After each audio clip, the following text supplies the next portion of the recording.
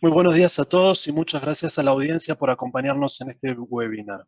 Esperamos que ustedes y su familia se encuentren bien y gozando de buena salud. Mi nombre es Guillermo Varela, soy socio de aseguramiento y director de la práctica profesional Paraguay, Centroamérica, Panamá, República Dominicana, y junto a Iván Herranz, socio de aseguramiento de Iguay, Centroamérica, Panamá y República Dominicana. Estaremos moderando este conversatorio virtual. Yasmin, si puedes pasar a la primera lámina. Gracias. Este webinar fue diseñado por nuestra línea de aseguramiento. En el área nos especializamos en auditoría, reportes financieros y también en ayudar a las empresas en asuntos de contabilidad, cumplimiento regulatorio, incluyendo cuestiones ambientales, de salud y seguridad ocupacional. Nuestra línea también incluye investigaciones forenses y de prevención y detección de fraude. Si podemos pasar a la próxima lámina. Con el desarrollo rápido y reciente del coronavirus, la mayoría de los países han requerido que las entidades limiten o suspendan las operaciones comerciales. Se han implementado restricciones de movilidad, cierre de fronteras y medidas de cuarentena. Estas medidas han interrumpido significativamente las actividades de muchas entidades y las cadenas de suministros. En general, la dinámica comercial, empresarial y las actividades de mercado. Evidentemente, estas situaciones han generado un deterioro significativo en el nivel de ingresos y de liquidez en la gran mayoría de las compañías y volatilidad en los mercados. Las consecuencias de estas medidas son más inmediatas y pronunciadas en ciertas industrias como son el turismo, la hospitalidad, el transporte, el comercio minorista y el entretenimiento. Sin embargo, a medida que la crisis avanza, anticipamos que otros sectores también se verán afectados, como el manufacturero o bienes raíces. El impacto global de COVID-19 no tiene precedentes y hoy podemos decir que se ha convertido en la peor crisis económica global desde la Gran Depresión, previéndose retrocesos significativos en la economía global, con indicadores de crecimiento muy bajos o incluso negativos. En la siguiente lámina podemos observar la agenda que tenemos prevista para hoy. Estos temas no pretenden ser una lista exhaustiva de asuntos bajo NIF que serán requeridos a la hora de evaluar y preparar estados financieros bajo NIF, sino de que existen otras cuestiones que deberán considerarse atendiendo a la naturaleza del negocio, como por ejemplo inventarios, concesiones gubernamentales o efectos fiscales. Estos temas que listamos en esta lámina son los que consideramos conllevarán un mayor esfuerzo y análisis y afectarán en mayor o menor medida a la mayoría de las empresas a través de las distintas industrias o sectores. Sin más preámbulo, voy a comenzar con Empresa en Marcha. Empresa en Marcha. Las normas internacionales de información requerida financiera requieren que en la preparación de estados financieros la alta administración evalúe la capacidad de una entidad para continuar con una empresa en marcha. Es decir, si el supuesto de empresa en marcha es aún aplicable. Al hacer esta evaluación, la administración debe tomar en consideración todos los hechos que ya se conocen sobre los impactos del COVID, pero también aquellos impactos que razonablemente puedan ser predecidos. Asimismo, al evaluar si este supuesto de empresa en marcha es apropiado, se requiere que la entidad evalúe toda la información disponible sobre el futuro, que es al menos, pero no se limita a los próximos 12 meses a partir de la fecha de aprobación de los estados financieros. Por ejemplo, cuando hay una entidad que tiene un historial de operaciones rentables y depende de financiación externa, pero debido al brote sus operaciones han sido interrumpidas, es probable que la administración requiera de hacer juicios adicionales antes de concluir que no se vio afectada en la continuidad de sus negocios. En la medida de que la liquidez de una entidad se ve afectada, la compañía deberá continuar haciendo juicios más y mejor documentados sobre su capacidad para continuar operando como empresa en marcha. Dada la imprevisibilidad del impacto potencial del brote, puede haber incertidumbres que generan dudas significativas sobre la capacidad de una entidad para operar como la base en marcha. Sin embargo, cuando la compañía decide continuar operando como empresa en marcha y informar en sus estados financieros que ha adoptado este modelo de sus estados financieros, tiene que hacer revelaciones más exhaustivas para poder demostrar a los terceros usuarios de los estados financieros que ese principio continúa siendo aplicable en la medida de que sus operaciones hayan sido afectadas por el brote del COVID. El grado de consideración requerido, la conclusión alcanzada y el nivel requerido de divulgación va a depender de los hechos y circunstancias de cada entidad. Normalmente esperamos que se apliquen juicios significativos y que se hagan actualizaciones continuas en relación con el avance del brote. En este sentido, es importante que las compañías empiecen a considerar un proceso de cierre de estados contables rigurosos a efectos de poder identificar situaciones que puedan tener un impacto en la evaluación de empresa en marcha y hacer las revelaciones adecuadas. En el próximo tema vamos a hablar de deterioro de activos.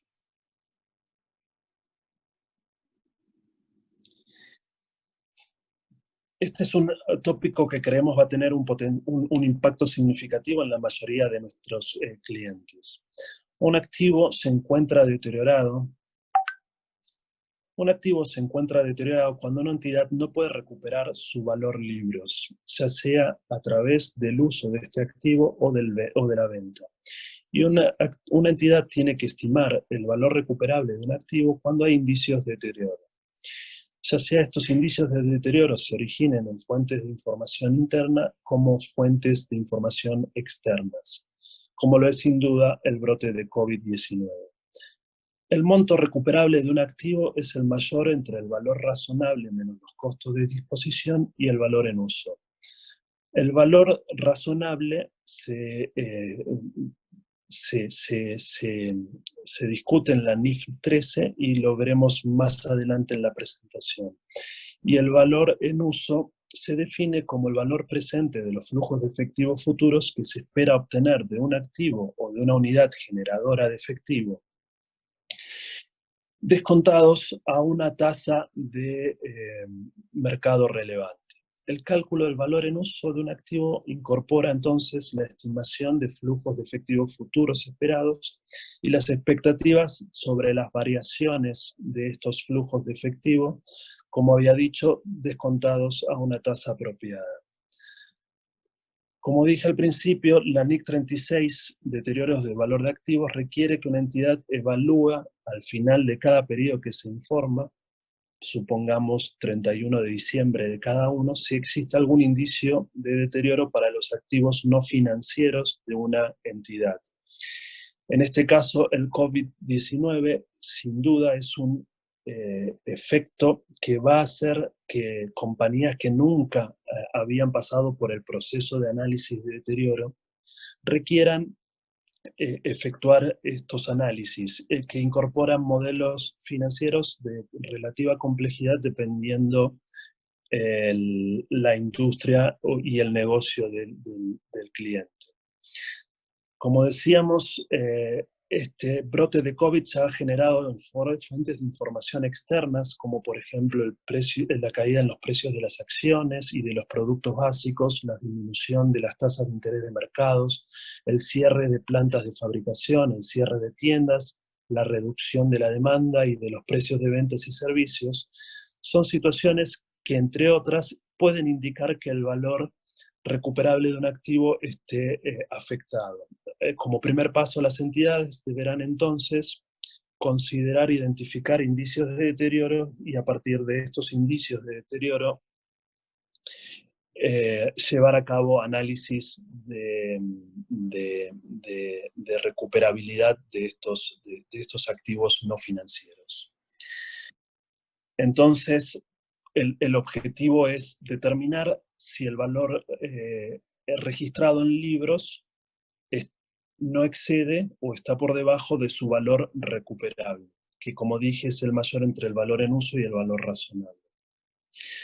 Cuando estamos utilizando o estimando el valor recuperable en función del valor en uso, las consideraciones que tenemos que hacer sobre las estimaciones contables van a aplicarnos.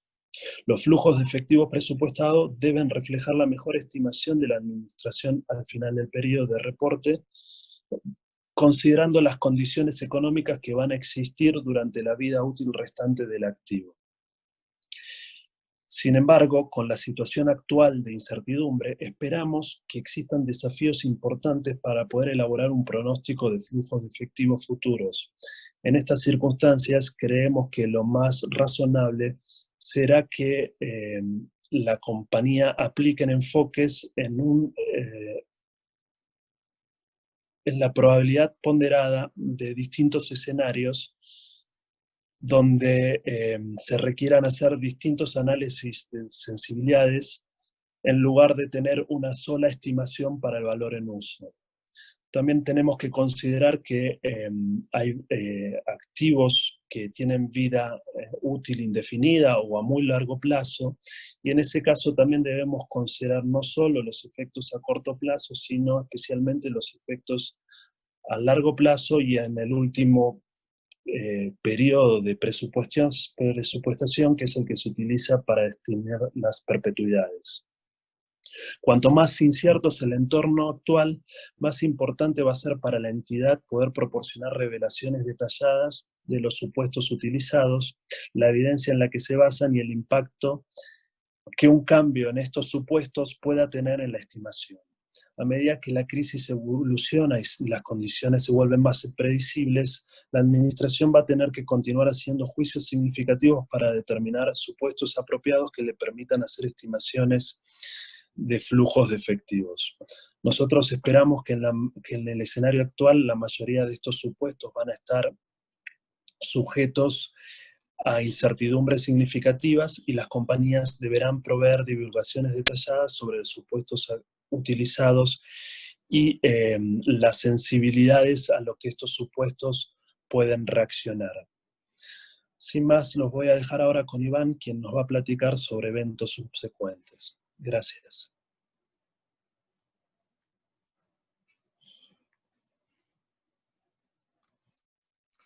Buenos días a todos, soy Iván Herranz.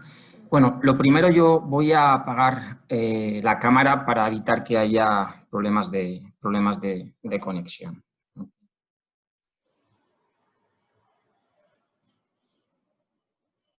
Bien. ¿Se me escucha bien? Sí. ¿Se escucha bien? Vale. Sí, sí se oye bien. De acuerdo. Bueno, pasemos con el siguiente punto de la agenda, que son los eventos subsecuentes o hechos posteriores, como ustedes prefieran. Como bien saben, las normas internacionales de información financiera requieren que todos los estados financieros indiquen la fecha en que estos son emitidos, la fecha en que se emiten. Y esto, bueno, entre otras, digamos, razones, obedece a que los usuarios de los mismos, los usuarios de los estados financieros, tengan conocimiento de aquellos eventos ocurridos desde la fecha que se reporta, cierre del año, normalmente diciembre, ¿verdad?, y la fecha de emisión. Y así poder conocer las situaciones ocurridas, lo que son eventos posteriores, durante dicha franja de tiempo, durante dicho periodo de tiempo. Y ver cómo la Administración gestiona los mismos a efectos de su revelación y o impacto en los estados financieros de cierre. La norma que regula los eventos posteriores o los hechos posteriores es la NIC 10. Aquí el reto principal, y sobre todo poniendo sobre la mesa el COVID, el reto principal es identificar qué eventos subsecuentes o hechos posteriores van a suponer una modificación en las cifras reportadas en los estados financieros y qué hechos posteriores no suponen una modificación de cifras, pero sí una revelación en las notas a los estados financieros, ¿verdad? Nosotros llamamos a estos hechos posteriores, en jerga, ¿verdad?, hechos posteriores de tipo 1 o de tipo 2, ¿verdad?, en función de que impacten o ajusten las cifras de los estados financieros o únicamente requieran revelación en las notas. Por tanto, la clave es determinar si los eventos posteriores modifican las cifras del estado financiero o únicamente implican una revelación en sus notas. Y la clave para determinar esto, ¿cómo se determina esto? Pues es verificar si ese hecho posterior o esos eventos en sí, digamos que arrojan evidencias de condiciones existentes al cierre del periodo o son eventos posteriores, ¿verdad? Esta es la idea nuclear, ver si estos hechos arrojan evidencias que ya existían o no. Bien, en el caso del COVID, si nos enfocamos en el brote, digamos que la mayor parte del impacto en las operaciones de las compañías y, por tanto, posteriormente en las cifras o en los estados financieros, la mayor parte del impacto de las operaciones no ha sido consecuencia del brote en sí, sino de las medidas tomadas por los diferentes gobiernos y autoridades. Haciendo un cronograma muy rápido, el brote comenzó a evolucionar ya desde diciembre del 19 y es normal que se discuta ante qué tipo de hecho posterior estaría, ¿verdad? Sin embargo, la declaración de pandemia posterior al cierre, así como las medidas económicas de todo tipo tomadas por los gobiernos y distintos organismos que impactan a las compañías han sido posteriores. Con lo cual estaríamos ante un hecho posterior que implica en todo caso, eso sí, una revelación en los estados financieros, pero no un ajuste de las cifras. Digamos que el brote continúa evolucionando, como todos sabemos, y los gobiernos continúan y van a continuar emitiendo medidas casi que día a día, ¿verdad? En esta locura que estamos casi que a minuto se les ocurre algo. Digamos que en este entorno las empresas van a estar cambiando y obviamente se tendrán que ajustar, van a innovar, etcétera. En este escenario, las compañías tienen que implementar cambios, y esto es muy importante, con mayor celeridad y con mucha flexibilidad, puesto que la probabilidad de eventos posteriores a la emisión, la probabilidad es mucho mayor. Y va a haber cambios permanentes, y esto es importante, que van a hacer que el proceso de cierre de los estados financieros va a requerir que, si no los tenía, los tendrá que implementar procesos encaminados a captar eventos materiales posteriores al cierre, para tener claro, determinar si van a requerir ajustes o revelaciones. Por ejemplo, algún ejemplo de revelación. Por ejemplo, pues si después del cierre y antes de la emisión de los estados financieros, pues una empresa tiene clientes importantes o una concentración de clientes importantes y estos pues declaran la quiebra o resultado de las medidas del gobierno posteriores, obviamente, al 31 de diciembre, resulta que existen moratorias en el cobro o circunstancias que van a impactar, esto no ajusta las cifras del cierre, pero sí ha de ser revelado en las notas a los estados financieros. Básicamente, entonces, aquí es importante indicar que los posteriores cierres que vaya a haber, los estados financieros interinos que se presenten ya desde el cierre del 19, pues no sé, revisiones, estados financieros en los trimestres, ahí sí que tiene que haber un control interno robusto para captar los eventos posteriores que obviamente se van a seguir dando. Bien, hasta aquí el tema de eventos subsecuentes. Si Jasmine me haces el favor de pasar a la siguiente. Bien, bueno, vayamos ahora con instrumentos financieros. En cuanto a instrumentos financieros, este es un área muy interesante y vamos a ver de manera global en una serie de capítulos o de secciones, ¿verdad? Como concretamente revelaciones, clasificación, modificaciones de contratos, coberturas y deterioro. Bien. Si comenzamos con las revelaciones, un primer elemento, un primer capítulo es el relativo a las revelaciones que las compañías, como bien saben, deben hacer sobre sus riesgos en los instrumentos financieros y que deben ser incluidos en los estados financieros, ¿verdad? En las notas. La NIF 7 es la norma que cubre estas consideraciones. Por ejemplo, una de las revelaciones importantes, destacadas, que las normas requieren es cuando las entidades tienen una concentración de riesgo alta. ¿Por qué esto? La razón de esto básicamente es que la concentración de riesgo aumenta la probabilidad de un mayor riesgo de pérdida asociada a la misma, ¿verdad? Entonces, esta es una relación importante. Antes del COVID, digamos que en la mayoría de los casos, en muchos casos no, las compañías, entidades no percibían de mucha importancia a efectos de revelación en sus estados financieros mostrar esta concentración de riesgo o mostrarla en la medida con el detalle adecuado.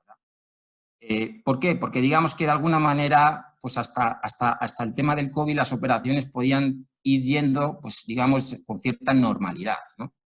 Pero, claro, en el nuevo entorno, la revelación de este tipo de riesgos se incrementa y si consideramos, por ejemplo, industrias, como decía Guillermo, altamente impactadas, todos sabemos, ¿verdad?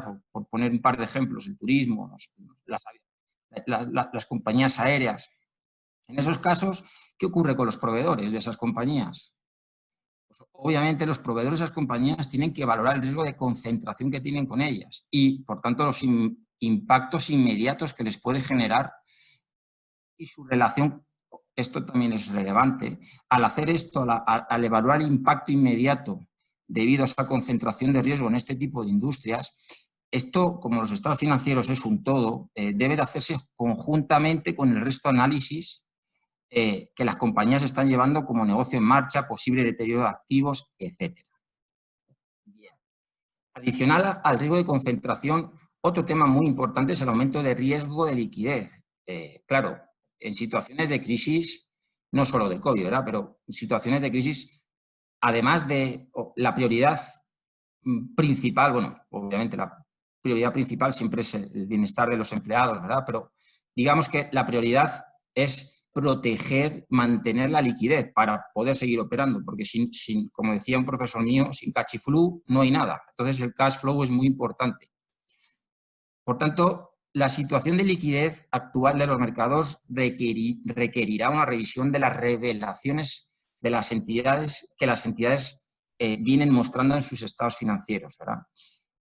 Y nuevamente, han de ir en línea con el resto de análisis de negocio en marcha, deterioros, etcétera.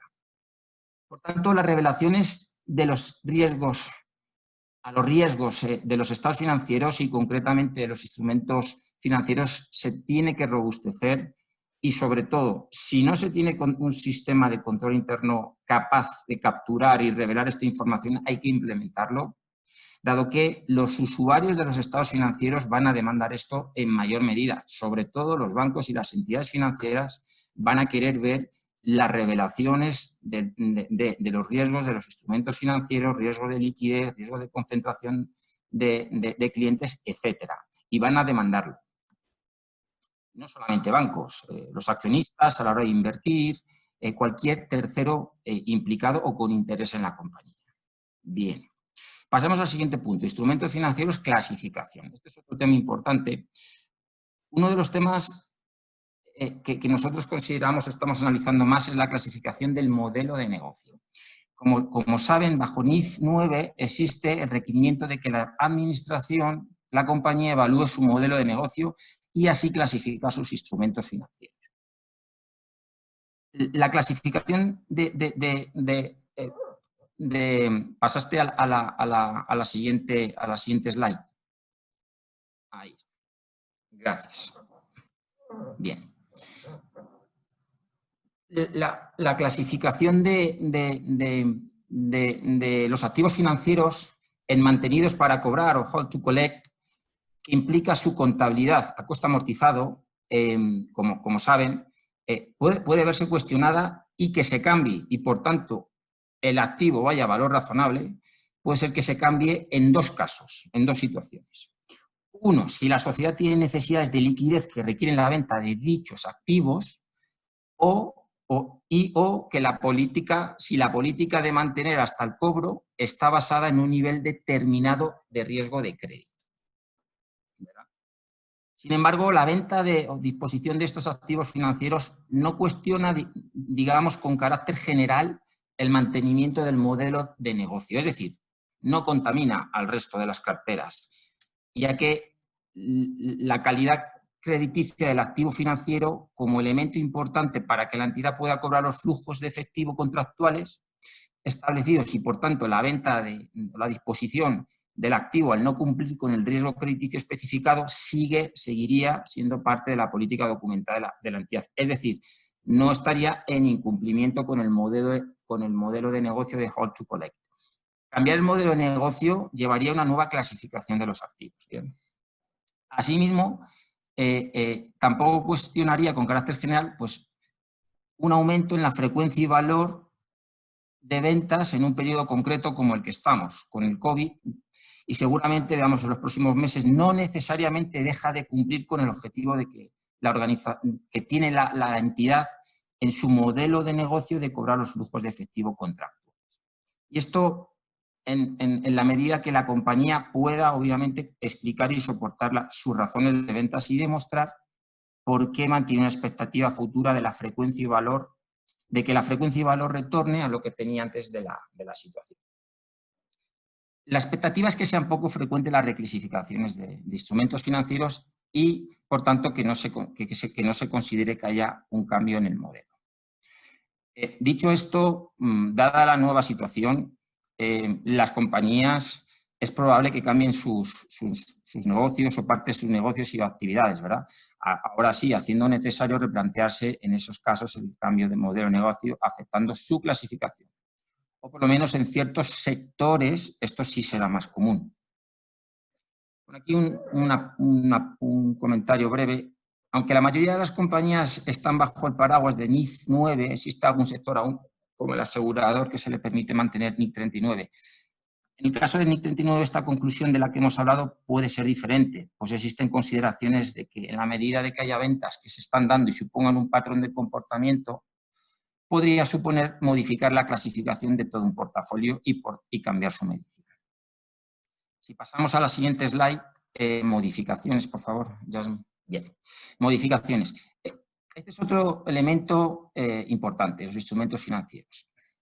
Y principalmente referido a los pasivos, no tanto a los activos. ¿Por qué? Puesto que la NIF 9 no arroja detalle de tratamiento con respecto a los activos como sí lo hace sobre los pasivos, donde claramente existe una serie de criterios a tener en cuenta en la determinación de posible modificación de contratos. Esto también, dado que veníamos hablando de la NIC 39, también se da con la NIC 39. Estas consideraciones refieren a cuando existe una modificación o puede existir una modificación en un contrato de deuda o de pasivo. En esos casos, la compañía tiene que evaluar si esa modificación a ese contrato de deuda o de pasivo es simplemente un cambio y, por tanto, se mantiene el instrumento, o se trata de una modificación sustancial, y en cuyo caso provocando que se considerara un nuevo instrumento financiero o incluso la rescisión del ya existente, para lo cual la compañía ha de dar de baja el pasivo anterior y registrar un nuevo pasivo. Ahora bien, para determinar esto, la NIF 9 es muy clara y da una serie de parámetros, tanto cualitativos como cuantitativos. Centrándonos en los cuantitativos, se habla del famoso criterio del 10%, ¿verdad? Que básicamente consiste en que en aquellos casos que las compañías se encuentran ante una posible modificación de los contratos, han de comparar los flujos de efectivo existentes antes y después de dicha modificación. Si al comparar, eso sí, descontados a una tasa de interés efectiva original, si al comparar ambos flujos de efectivo antes y después de la modificación la diferencia supera el 10%, entonces ese instrumento financiero se ha de dar de baja, con los ajustes contables consiguientes, aflorando un nuevo pasivo. Bueno, aquí también no me quiero detener, pero ambas normas, la NIF 9 y NIC 39, abordan el criterio del 10%, pero existen ciertos matices, entre otras, entre ambas a la hora de registrar esto. Pero bueno, continuemos, simplemente para que lo tengan en consideración. Si pasamos a coberturas, siguiente slide, por favor, Jasmine. Bien, coberturas. A ver, dado que nos encontramos los mercados están, como decía Guillermo, una alta volatilidad en tasas de interés y, por tanto, los activos subyacentes pueden estar impactados, pues este es otro elemento a considerar.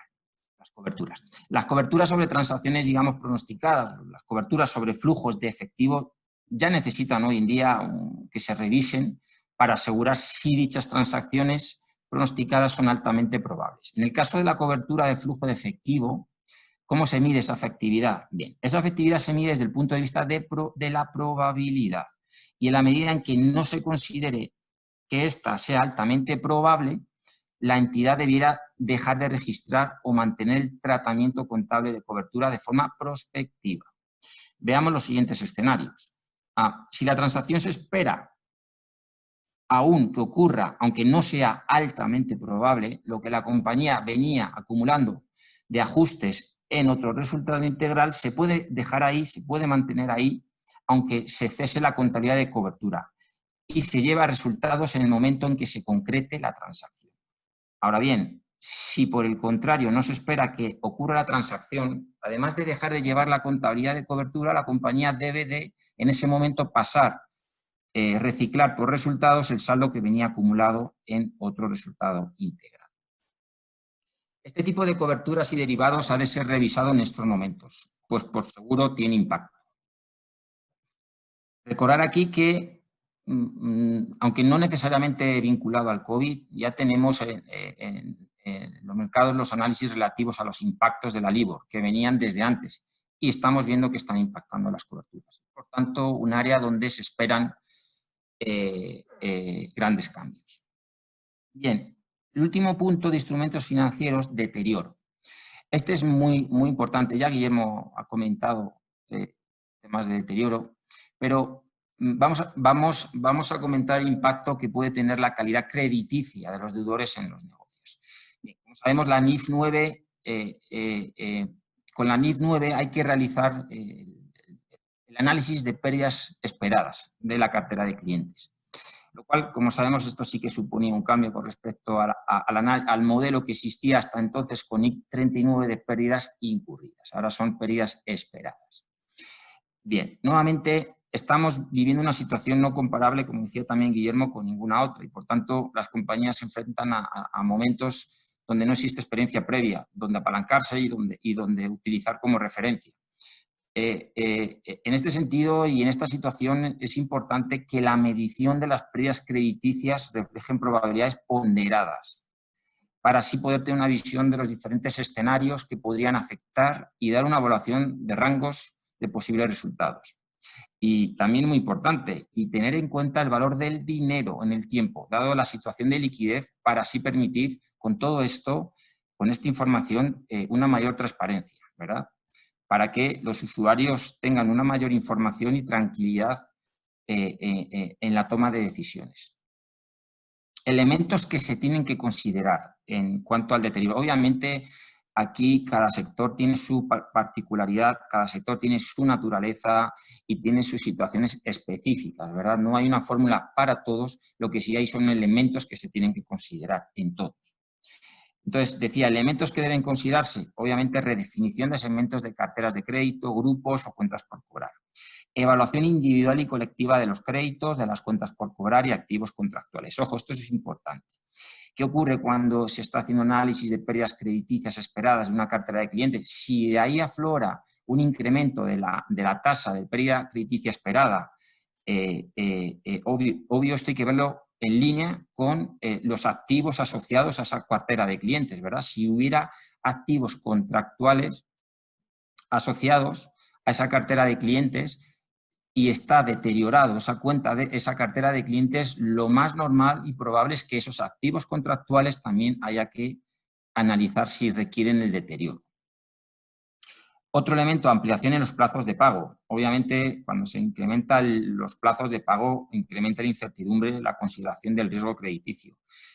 Ya sabemos, en la región hay ciertos sectores donde a través de las medidas de gobierno están obligándoles a mora en los cobros, ¿verdad? Pues obviamente cuando existen estas situaciones, el riesgo de impago también aumenta. Entonces hay que ponerlo en análisis. Aumenta el riesgo y aumenta el valor del dinero en el tiempo. Para bancos, En esta línea, para los bancos ya existen consideraciones adicionales como la suspensión de efectos de morosidad y otras medidas de apoyo a los clientes, que ya están sucediendo y a través de medidas que obliguen a los bancos a las mismas, ¿verdad?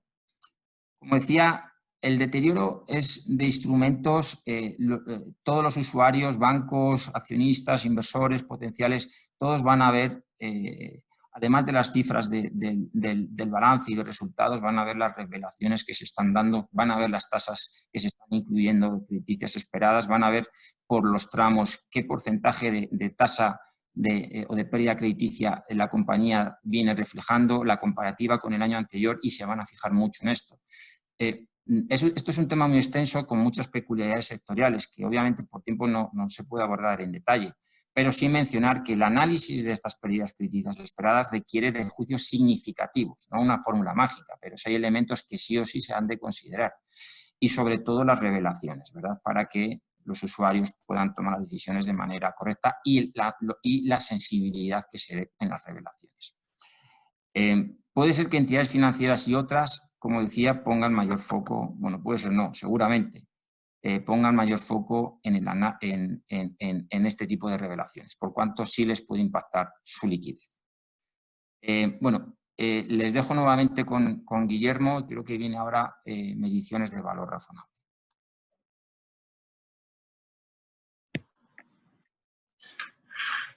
Gracias, Iván.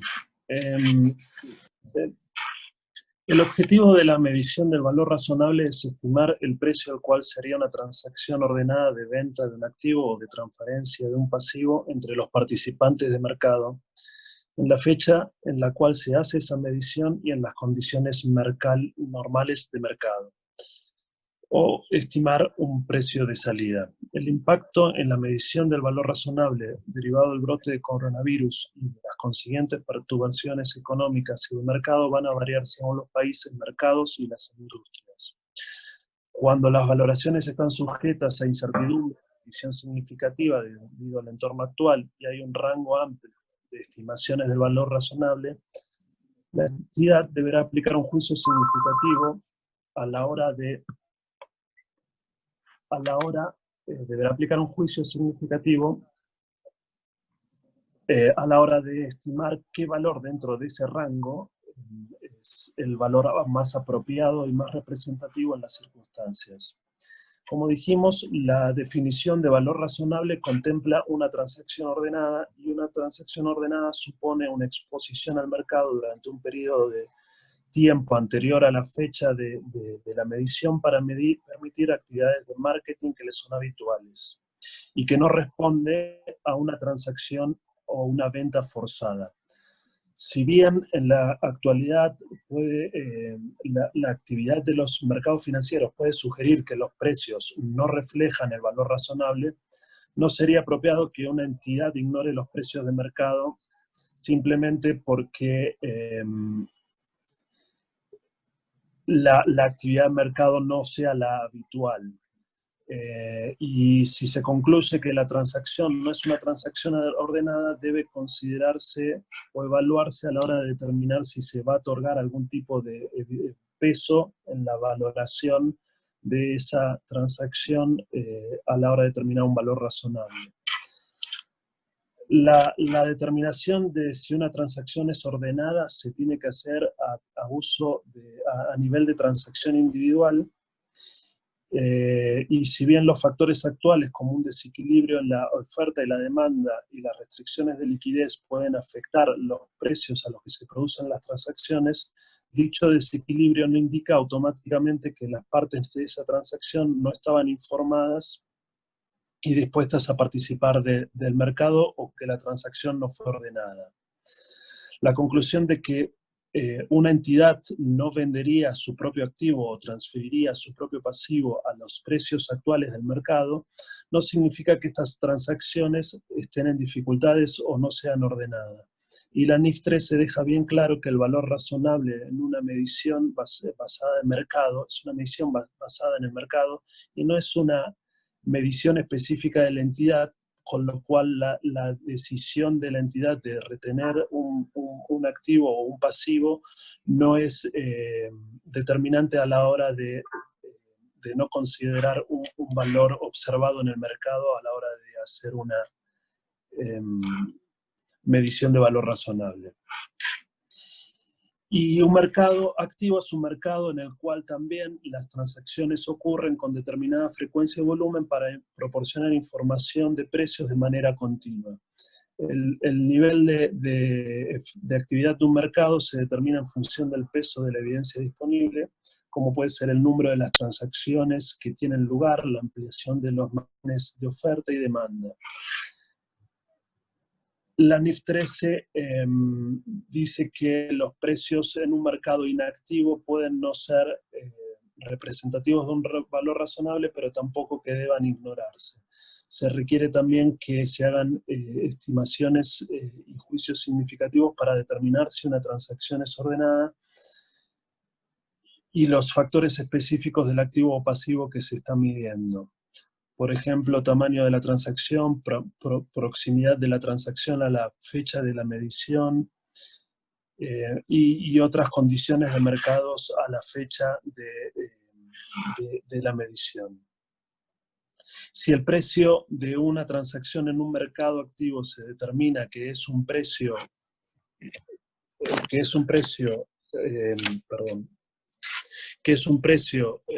ordenado,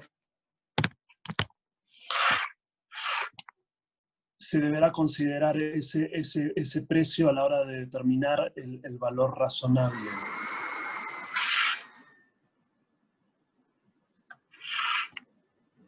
La NIF 13 es clara de que debe darse mayor peso a evidencia externa a la entidad para la determinación de un valor razonable, es decir, los precios que se observan en un mercado determinado a la fecha de la medición. En la medida que la volatilidad actual y el nivel de transacciones disminuya en los distintos mercados, como puede ser el real estate, donde muchas veces se utilizan mediciones de mercados para medir los activos, las compañías deberán ir ajustando sus modelos de valoración y probablemente puedan pasar de... Perdón, ¿se escucha bien? Ahorita sí se escucha ahora bien. Sí, lo que pasa es que creo que te estabas alejando un poco del micrófono, pero ahorita sí se escucha. Sepan ustedes disculpar estos inconvenientes técnicos que estamos teniendo en la transmisión de esta charla. Les decía, las compañías tienen que darle mayor peso y relevancia a valores de mercado observados en los distintos mercados y en la medida que estos valores no estén disponibles, se tendrán que utilizar técnicas mixtas de valoración en las cuales se incorporen ciertos factores de mercado con ajustes a técnicas que solo consideren información propia de la entidad. Como les decía, la NIF 13 le otorga mayor relevancia a la información de mercado y va denominando las jerarquías del valor razonable. Establece 3 jerarquías, la jerarquía número 1, que son valores de mercado, la jerarquía 2, que incorpora valores de mercados e información propia de la entidad, y valores o jerarquía 3, en las cuales los valores razonables se hacen con base a información propia de la entidad. En la medida que los mercados se vuelvan menos líquidos y que empiecen, y menos activos, y empiecen a haber menos transacciones comparables en los mercados, las compañías deberán de determinar qué técnicas son más apropiadas para para estimar sus valores razonables. Como conversamos, la NIF 13 proporciona orientación relevante sobre el valor razonable de los activos y pasivos en mercados que han experimentado volatilidades significativas o reducción de volumen de actividad, y que estas guías son de particular relevancia en el entorno actual. La aplicación también de estas guías requiere una estimación, que se hagan estimaciones razonables y requiere el uso de juicio significativo de la administración y va a depender también de la solidez de los procesos de determinación de las mediciones del valor razonable de la entidad. En ciertos casos, como mencionamos, pueden haber cambios a las técnicas de valoración existentes y los ajustes de valoración requeridos pueden justificar también la asistencia de especialistas en valoración externos a la compañía que tienen el conocimiento tanto del mercado como de estas técnicas. Y también proporcionar transparencia sobre las técnicas, los supuestos claves y los insumos para determinar el valor razonable, incluidas las sensibilidades, van a requerir que la compañía tenga que expandir sus revelaciones actuales sobre NIF 13.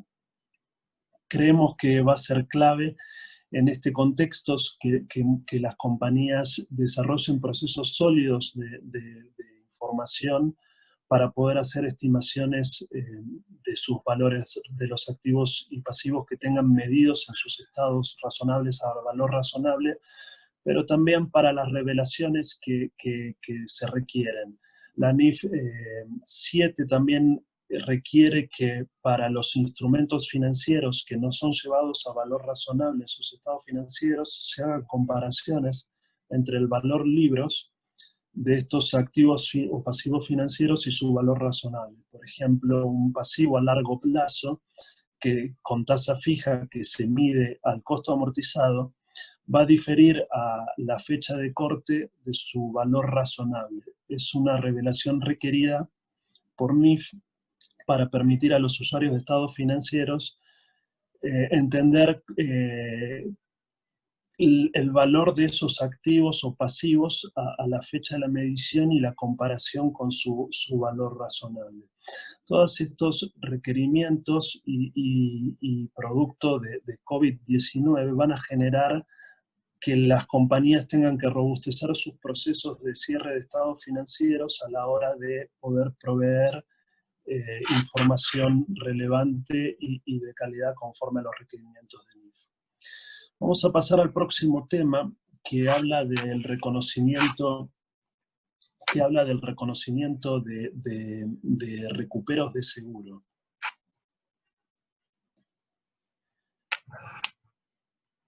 Bien, este tema lo mencionamos porque es probable que muchas compañías hayan contratado ciertos tipos de seguros, de seguros con el objetivo de cubrir potenciales pérdidas derivadas de interrupción de negocios. Por ejemplo, con relación a los cierres de plantas o de comercios donde entidades puedan o deban continuar incurriendo en gastos de personal, alquiler y impuestos. Si se han suscrito pólizas de seguros para reducir o mitigar el riesgo derivado de la interrupción de negocios de estos eventos, tenemos que evaluar también sus efectos contables. Y en este caso es importante comprender que bajo NIF cualquier obligación que yo pueda tener que satisfacer se reconoce como una provisión en forma independiente del reclamo que yo pueda presentar a un seguro.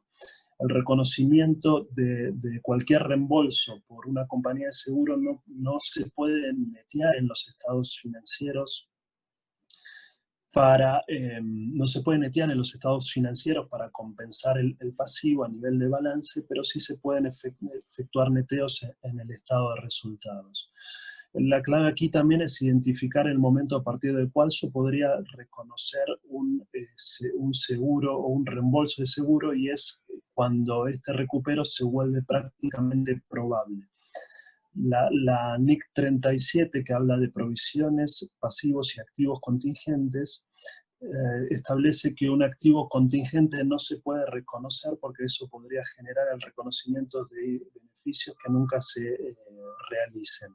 En la medida que el nivel de incertidumbre asociado a ese recupero se vaya reduciendo, por ejemplo, algo que se consideraba improbable ahora se considera probable, no alcanza aún el umbral para su reconocimiento como activo, pero sí para su revelación en notas. Y una vez que el umbral se modifica de probable a prácticamente cierto, que es un concepto que no está definido en la norma, pero se asume que es equivalente a prácticamente el 100% de probabilidad de ser recuperado, se reúnen entonces las condiciones para su reconocimiento. Creemos que esta va a ser un área compleja porque puede haber una variedad de factores, incluida la naturaleza de la reclamación, la cantidad de ingresos o el momento de la pérdida y el momento de la recuperación del seguro correspondiente. Por ejemplo, algunas pólizas pueden cubrir ingresos o márgenes operativos que se pierdan, pero que se midan durante un periodo de tiempo, durante cierto plazo, y que también requieran comparaciones con periodos similares de años anteriores.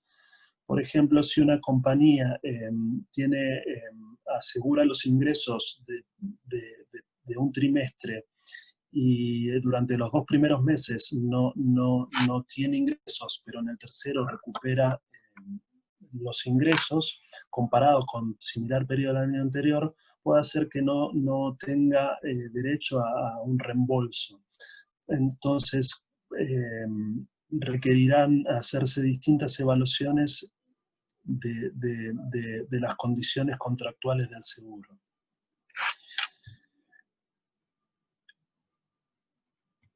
Entonces, consideramos que puede ser un área que requiera de revisión por parte de las compañías, la determinación de si los seguros contratados por lucro cesante puedan tener impacto en la compañía y en el reconocimiento de gastos activos y pasivos.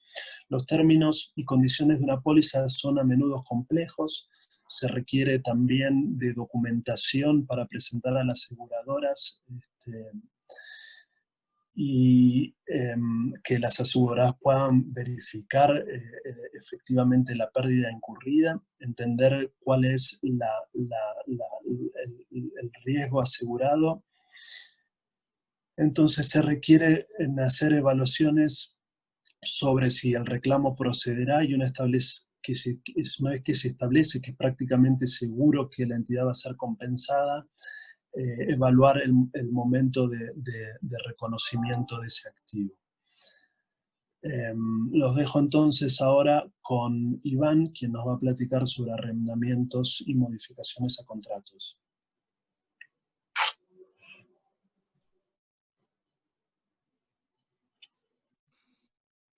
Gracias, Guillermo. Bueno, voy a poner la cámara a ver si no me da problemas, y si me da problemas la apago.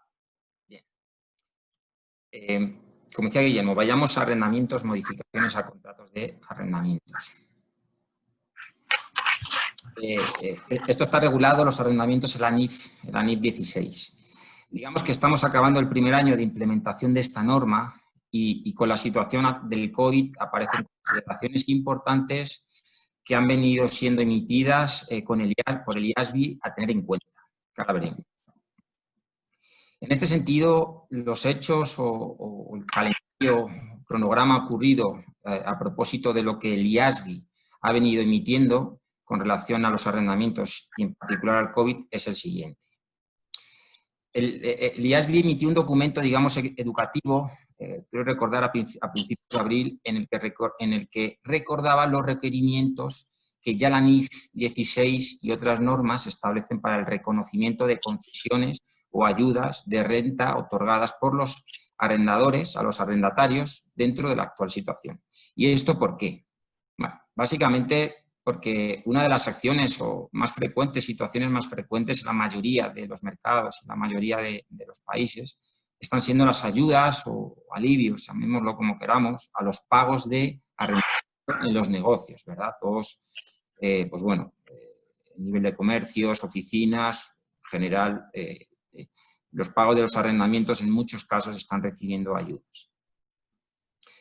Bueno, al igual que el IASB y el FASB, que es, digamos, es el órgano homólogo norteamericano, también había emitido una serie de guías para facilitar la actuación en esta norma. Inicialmente el IASB, en este documento que decía de abril, no cambió nada de la norma. Básicamente lo que buscaba era soportar la aplicación de la misma. Lo que indicaba era que las ayudas, los alivios, las concesiones podrían constituir una modificación de los contratos. Si recordamos de manera rápida las consideraciones de la NIF 16, cuando existen, en los casos donde existen concesiones, ayudas otorgadas por el arrendador, por ejemplo, una reducción de pagos, una cancelación de alguna renta, etcétera, la norma ya establece que si son cambios ya contemplados en el contrato de arrendamiento, no constituye una modificación al contrato. Esto bien es cierto en la medida de que puedan existir cláusulas donde se tipifique que ante determinadas circunstancias, como de fuerza mayor, pudieran ocurrir cambios en los pagos. Entonces se consideraría que estas ayudas o concesiones no supondrían una modificación de los contratos. ¿Qué pasa? Tendría que haber esas cláusulas, ¿verdad? ¿Qué pasa con las modificaciones? Lo importante de una modificación es porque bajo el NIF 16, en caso de que hubiera una modificación, el arrendatario ha de hacer bastante trabajo. Básicamente ha de revisar nuevamente, entre otros aspectos, los pagos futuros, los términos del contrato, la revaluación del pasivo, reestimar el pasivo ajustando el activo, y el arrendatario también debe evaluar si ese pago supone, nuevamente, como decía, vinculándolo al resto del balance, si esos pagos o esos cambios de pagos pueda suponer un indicio de deterioro de los derechos de uso. También ha de analizar nuevamente la tasa de descuento aplicable a esos pagos, lo que es lo mismo, básicamente debe de realizar un análisis como el que se realiza en la fecha inicial de cada contrato, en la fecha de implementación. Si además a esto se le añade la complicación que ya de por sí supuso implementar esta norma, principalmente para aquellas compañías con un elevado número de contratos, y además añadimos la volatilidad en los mercados, con las tasas de interés, esto generaría, además de mucho trabajo y mucha laboriosidad y mucha incertidumbre sobre los contratos de arrendamiento. Muchas compañías han estado acudiendo al IASB a mostrar por todo esto que mencionaba su preocupación acerca de lo que esto significa, que esto significaría realizar casi que una revisión contrato a contrato para verificar cuáles tienen cláusulas de fuerza mayor o consideraciones que pudieran hacer aplicar este alivio, el no considerarse una modificación del contrato y cuáles no, ¿verdad? Bueno, resultado de todo esto, a finales de abril, el IASB publicó una propuesta de modificación a la NIF 16 y se abrió, como es pertinente, un periodo de recepción de comentarios, creo que hasta el 8 de mayo, por parte normalmente de las compañías. Básicamente, ese documento lo que planteaba era dar un alivio en la contabilidad de la modificación de contratos de arrendamiento. Así, lo que planteaba es que en los casos en los que se esté dando una modificación específicamente, exclusivamente debido a la situación actual del COVID, no se tendría que realizar el análisis de modificación de contrato, pudiéndose manejar, por tanto, estos cambios como cambios ya esperados o contenidos en el contrato. Siento que, por tanto, el impacto, la modificación surgida a raíz del COVID, y esto es lo relevante, iría contra los resultados como pagos variables, digamos, negativos en el momento en que ocurra.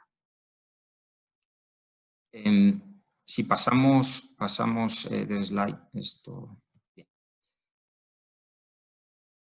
A ver, otro elemento importante que también tienen las compañías van de analizar, pero que dado el tiempo también de que disponemos tampoco podemos entrar en mucho más detalle, es el análisis dentro de los arrendamientos de las subvenciones otorgadas por los gobiernos o cualquier organismo a las compañías, que también se están dando en determinados entornos, en determinados países, para ayudar ante la situación.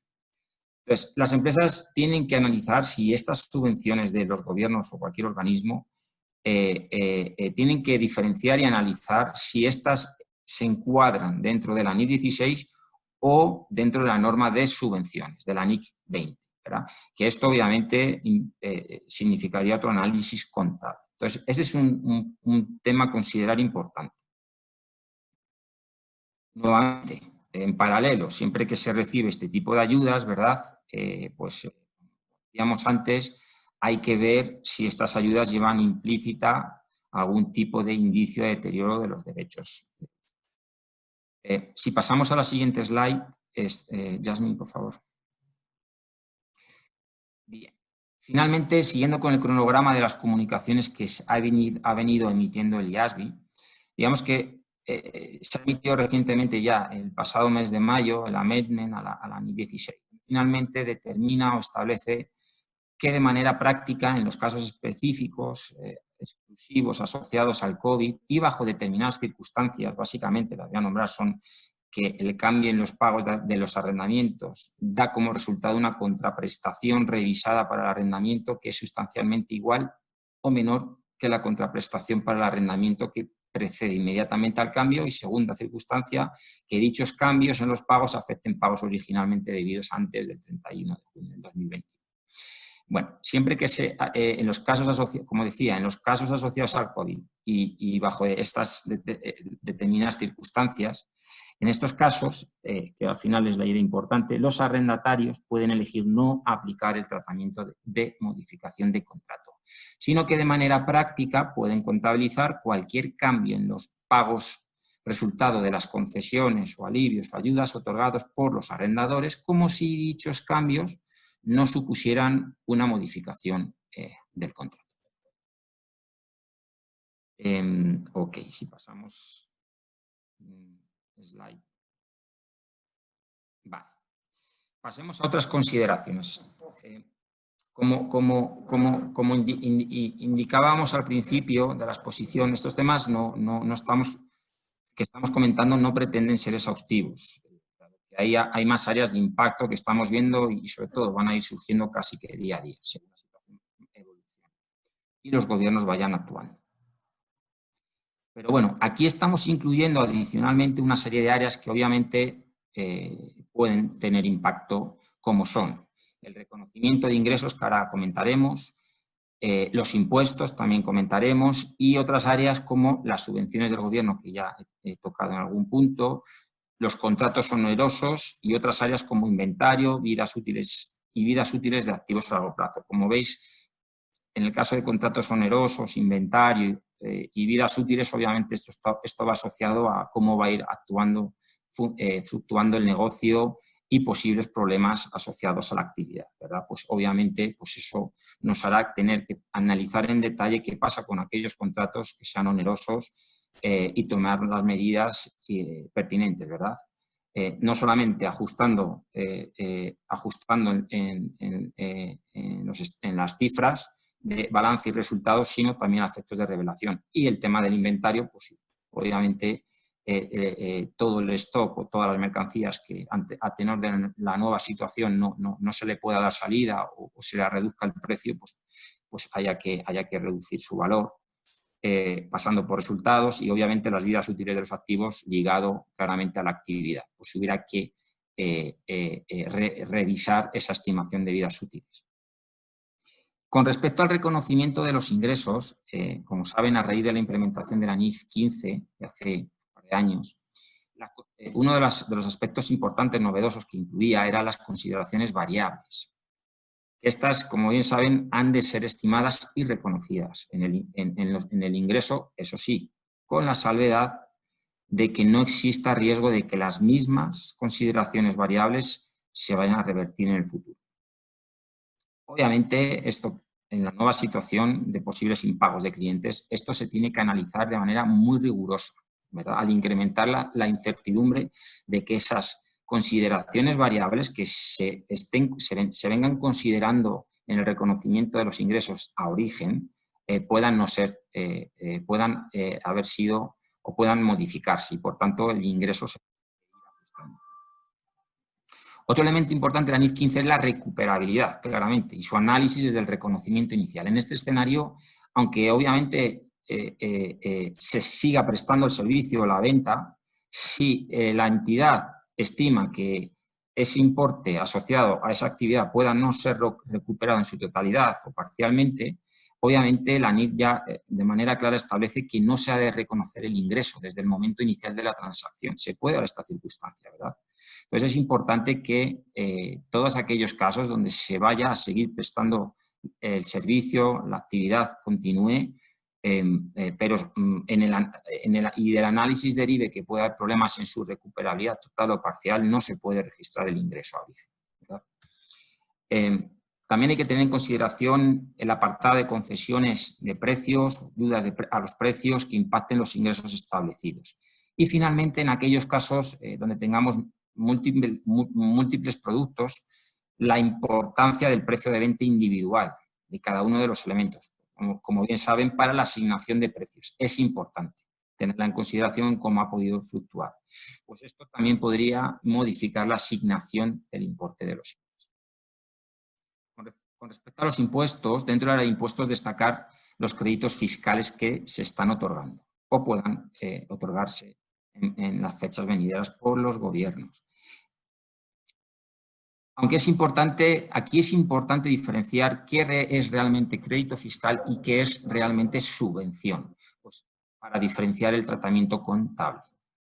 Bien, con relación a las tasas y las leyes sustancialmente promulgadas bajo NIC 12, el reconocimiento de los impuestos diferidos ha de realizarse a las tasas que se espera que se realice. Es decir, los activos y pasivos han de medir con base en el monto que se espera pagar o recuperar. Con sustancialmente promulgadas hay que analizar a partir desde cuándo la ley ya está vigente o se considera que esa ley definitivamente ya va a ser aplicada y, digamos, no existe incertidumbre de su no aplicación. Estos temas van unidos al área de eventos posteriores o hechos posteriores. Otro punto de impuestos son las condiciones inherentes a los beneficios fiscales. Las entidades han de evaluar si son elegibles a los paquetes de beneficios fiscales y si la autoridad es probable que aceptara los mismos. Beneficios fiscales pueden otorgarse en forma de créditos fiscales, los cuales no están definidos en NIC. Por tanto, las entidades deben de ejercer su juicio a la hora de reconocer los mismos, toda vez que pueden reconocerlo como una reducción del pasivo fiscal NIC 12 o como una subvención del gobierno NIC 20, cuando dicho crédito esté estructurado como un pago en efectivo cuando cumpla con otras características de las subvenciones, como son la imposición de ciertas condiciones que no se relacionen con temas fiscales.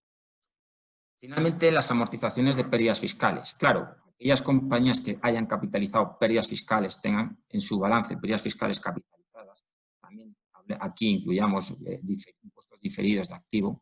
Obviamente, en este escenario, si ya había que hacerlo con periodicidad, hasta ahora, en este nuevo escenario, ese análisis de la recuperabilidad de esas pérdidas fiscales, obviamente hay que ponerlo en situación y hay que hacerlo y hay que revisar esas estimaciones. Obviamente, con caídas de actividad presentes y estimaciones de caídas de actividad futuras, obviamente la posibilidad de no generar suficiente base fiscal imponible para compensar estas pérdidas fiscales e ir eliminando los diferidos de activo va a aumentar. Entonces, hay que analizar la posibilidad de que esos activos aflorados con relación a temas a pérdidas fiscales, diferidos de activo, puedan verse deteriorados. Obviamente, las compañías tienen que asegurarse, si es que no lo tienen, de implementar y fortalecer todas sus áreas, procesos de análisis contables, de análisis técnicos contables, asegurándose que están incluyendo todas las áreas en esos procesos de análisis contable, para que ante esta nueva situación sean capaces de captar y de que no se deje ningún área que impacte el balance, resultados y más a resultas del COVID. Entonces, los sistemas, procesos de control técnico-contables es muy importante que se robustezcan y asegurarse que sean capaces de captar todas las situaciones que esta nueva situación está generando. Bien, si pasamos a la siguiente slide, por favor, Yasmin. Bien, conclusiones. Bueno, yo creo que de alguna manera ya las conclusiones son claras, ya las hemos venido comentando. El brote de COVID continúa evolucionando y es difícil predecir realmente en detalle el impacto que va a tener y obviamente en las distintas economías y los distintos países. Sí sabemos que el impacto es negativo, obvio, pero ya concretar el impacto sectorial, el impacto ante nuevas medidas, etcétera, ya es más complicado. Eso sí, las compañías que preparan sus estados financieros bajo NIF, obviamente todas estas circunstancias sí o sí son un desafío, presentan un desafío dado el análisis incremental a realizar de los impactos que va a tener. Y hay que hacerlo porque al final es esta información se plasma en los estados financieros y es la manera que tengan los usuarios de tomar decisiones. Entonces, aparte que las normas lo requieren, los usuarios lo van a demandar en mayor medida. Como se indicó también, en el caso de compañías que aún no hayan emitido estados financieros a 31 de diciembre del 2019, tienen que tener en consideración el impacto de eventos posteriores que hemos comentado y ver si solamente impactarán en los estados, bueno, en el caso de 31 de diciembre sería un tema de revelar el evento del COVID y el posible impacto que vaya a tener, no tanto de ajustar las cifras. Eso sí, los estados financieros interinos que posteriores al cierre ya se vayan emitiendo, principalmente trimestrales, semestrales, ya sí que tienen, deberán contener las evaluaciones de posibles ajustes. En general, cualquier cierre posterior al 31 de diciembre de 2019 va a incrementar la posibilidad de esos ajustes.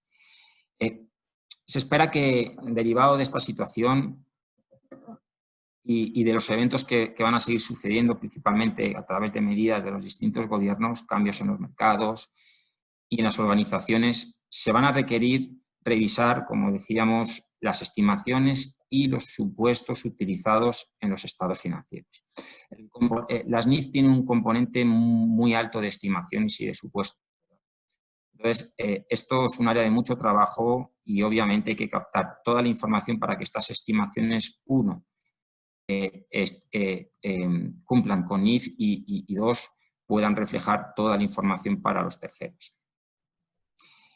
Y a su vez todo esto va a requerir mayores requerimientos de revelación en los estados financieros.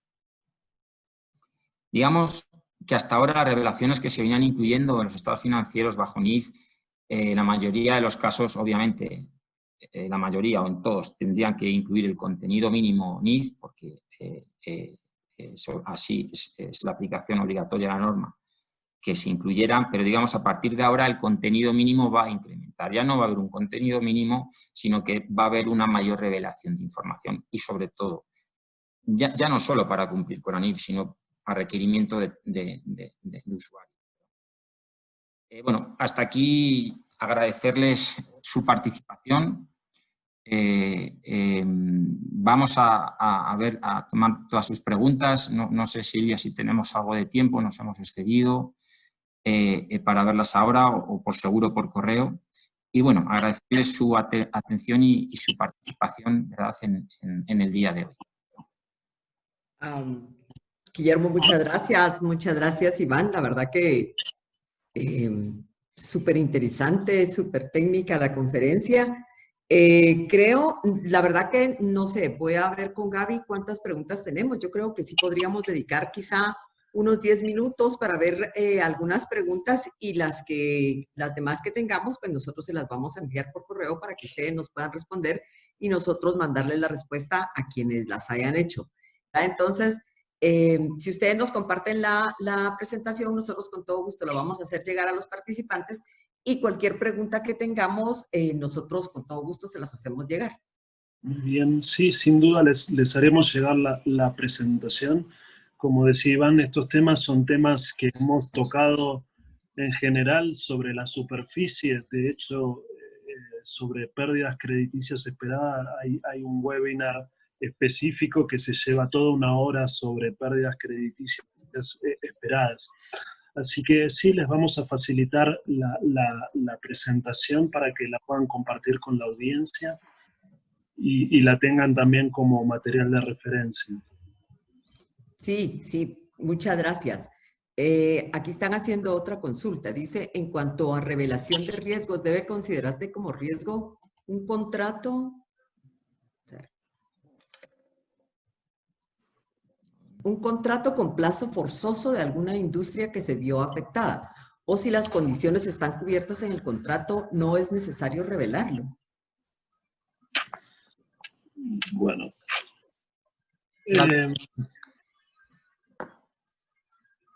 Iván, ¿querés atenderla tú? No, dale, si quieres, comenta tú. En general, sí.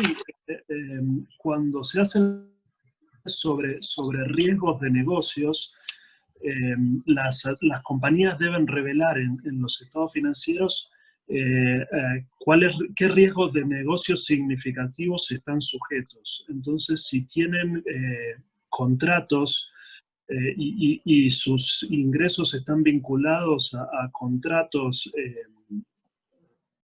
que puedan estar afectadas por las situaciones actuales de mercado, claramente va a requerir revelarse en los estados financieros. Por otro lado, también un contrato en el cual yo soy la parte obligada y tengo un periodo de tiempo al cual estoy obligado a respetar ese contrato, y ese contrato es a pérdida, o sea, es un contrato oneroso, lo que significa que mantener el contrato me va a generar costos en el largo plazo, voy a perder.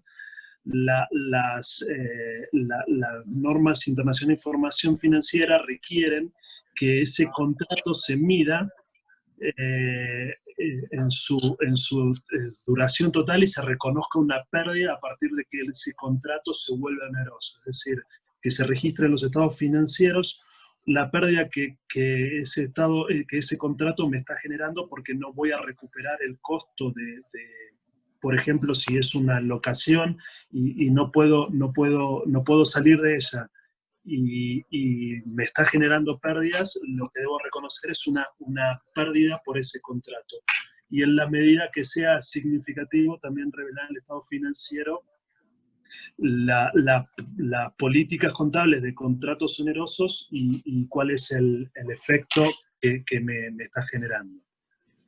Y sobre todo hay un matiz adicional, y ojo, porque si estamos hablando de un contrato que suponga una parte sustancial de mi actividad, pues obviamente lo enlazamos con una concentración de riesgo, ¿verdad? Si es un contrato que no es significativo, como dice Guillermo, bueno, pero si es significativo o es uno de los contratos relevantes de mi actividad, pues con mayor importancia, claro.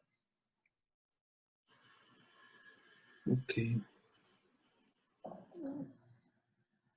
Aquí en el chat hay otra pregunta que dice: el riesgo entre empresas relacionadas y cuando existen transacciones no comerciales, y sobre todo si son relacionadas en el extranjero, la liquidez, ¿cómo se puede revelar? No, a ver, vamos a ver. Hay otra anterior, perdón. Sí. Decía en el chat, dice, ¿qué consideraciones deben de tomar debido que los ingresos en el mismo periodo de tiempo del año anterior al periodo actual es 50% menos? ¿Cómo revelar esa información? Ok. Bueno, yo, si quieres, Silvia, empezando por la última, vamos a ver. Las transacciones con partes relacionadas son exactamente igual que si las transacciones fueran con un tercero, bajo NIF. Lo que pasa es que NIF no hay una norma NIF que regule transacciones con partes relacionadas, ¿vale? Pero estas se tienen que dar a precio de mercado, exactamente igual que si fueran con terceros. Ahora bien, con carácter general, porque sin entrar en un detalle específico, hay que ver en análisis, ¿verdad? En concreto. Porque imagino que se preguntará, la cuestión viene con relación a una cuenta por cobrar, aunque no sea comercial, un crédito, un préstamo, algo similar, ¿verdad? Vamos a ver, al final es un activo, y yo un activo, siempre que lo muestro en el balance, lo que estoy diciendo es, si está en el corto plazo, es que lo voy a realizar en menos de 12 meses, y si está en el largo plazo, tengo que detallar cuándo lo voy a recuperar, ¿verdad? Sea con el grupo o sea con un tercero, y por tanto tengo que clasificarlo primero, aunque sea con una empresa del grupo, cuándo lo voy a cobrar, si va corto, si va largo, y 2, lo tengo que valorar conforme a las normas, ¿verdad? Entonces, si ese contrato es un contrato de mercado que ya devenga intereses, pues se contabiliza de una forma sencilla. Si es un contrato con una empresa de grupo que no me está, físicamente no intereses, obviamente tengo que calcular el descuento, dado que no genera intereses, ¿verdad? Pero al final ese crédito con una empresa de grupo lo tengo que reflejar.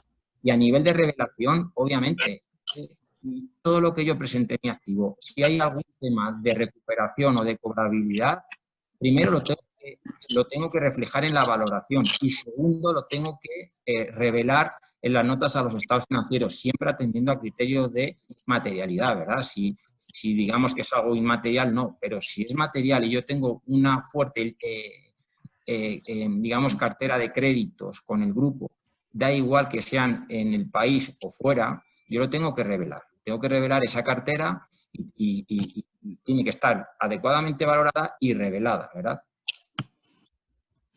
Sí. Ahora bien, otro tema ya es el tema fiscal, ¿verdad? Asociado a nivel de estudios de precios de mercado, etcétera. Pero eso es otra cosa. Eso va por otro lado. Ok. Si quieres, tomo la anterior, que dice a qué consideraciones deben de tomar debido a los ingresos en el mismo periodo están menores al 50% menos que el año anterior. Y en este caso, ¿cómo revelar esta información? Se puede incluir una nota en los estados financieros explicando la caída de las ventas, qué lo ha generado. Independientemente de cómo se revele esa situación, es importante aclarar que las NIF no tienen el concepto de resultado extraordinario. Entonces, todas las implicaciones del COVID se tienen que revelar o se tienen que mostrar como resultados ordinarios de operaciones. Y el hecho de que hayan caído las ventas en un 50% también va a generar muchos otros disparadores. Sin duda, la evaluación de empresa en marcha vamos a tener que evaluar también el impacto en la recuperabilidad de los activos a largo plazo, los activos fijos, el goodwill si existiese, la recuperación de créditos fiscales con prescripción, como puede ser el ISO,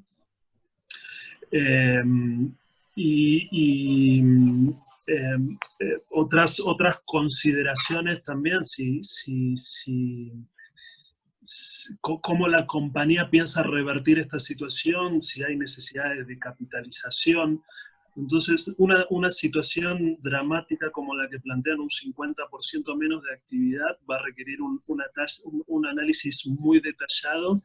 Se puede explicar en una nota las situaciones, que se cancelaron contratos, cómo nos impactó el COVID, cuánto tiempo tuvimos que tener cerrada nuestra actividad, pero eso, más allá de revelación, tiene otras implicaciones en la valoración de activos y medición de pasivos, recuperabilidad de activos, valores razonables, si soy una compañía de real estate y los valores razonables de mis propiedades de inversión se basan en los flujos de futuros proyectados que mis propiedades de inversión van a generar, pueden también tener impacto en esos valores razonables. Entonces es una situación que va a requerir de demasiados análisis, inclusive, por ejemplo, si había activos de contratos derivados de NIF 15, como mencionaba Iván, evaluar la recuperabilidad de esos activos de contrato. Esto va a generar de nuevo, y como lo habíamos comentado antes, la necesidad de robustecer los procesos de cierre de estados financieros para asegurar que capturamos toda la información que va a generar un impacto en los estados financieros, como mencionamos en la pregunta anterior de los contratos onerosos. Esto va a requerir que quien mantenga el inventario de contratos tenga una comunicación fluida con contabilidad para que contabilidad pueda hacer los análisis de si esos contratos se vuelven onerosos o no. Bueno, yo creo que un poquito por el tiempo de ustedes y de todos, nuevamente les damos las gracias, nuevamente EY, muchas gracias por participar con nosotros. Estamos abiertos a cualquier tema que los socios nos pidan, nos soliciten y estamos siempre en contacto con ustedes. En nombre de la Junta Directiva de la Cámara, muchas gracias por este apoyo para los asociados, para las personas que están participando y que son temas que quizá todo el mundo tiene en la mente de cómo los va a manejar.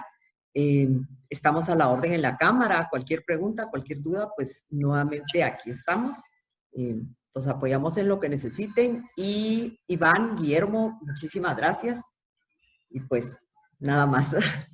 Bueno, muchas gracias también, Silvia, a ustedes por darnos este canal para poder transmitir estas consideraciones que nosotros también creemos son relevantes para la comunidad de negocios en general, y también estamos a disposición para lo que ustedes consideren conveniente. Gracias, Silvia. Gracias a ustedes. Que tengan todos feliz día. Gracias. Muchas gracias. Muchas gracias. Adiós.